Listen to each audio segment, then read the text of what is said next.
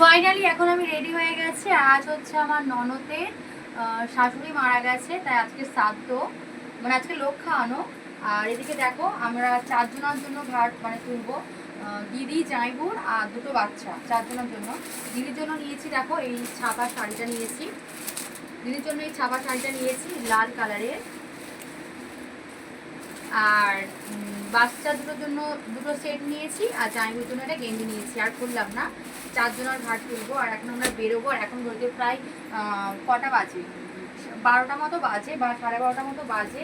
আর আমার বর এখনও আসেনি। আর আজকে শনিবার হচ্ছে কিনা ওর সপ্তাহ আছে, সেই জন্য কাজে ছুটি দেয়নি, সেই জন্য ও একটু তাড়াতাড়ি চলে আসবে।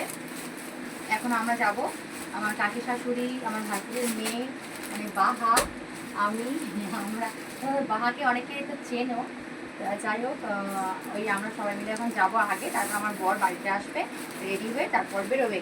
ফাইনালি আমি রেডি। আর শাড়ি তো আমি ঠিকভাবে পরতে পারি না, আর শাড়ি তো খুব একটা পরি না, তা বাহার আমি দুজন মিলে, বাহা আমাকে পরিয়ে দিয়েছে আর আমি একটু পরেছি, তাই জন্য খুলে খুলে চলে যাচ্ছে। আর দেখো এরকমভাবে পুরো সিম্পল সেরেছি, শ্রাদ্ধ বাড়ি যাবো তো বেশি এত সাজু কিছু করিনি, তো চলো বেরোনো যাক, টাটা।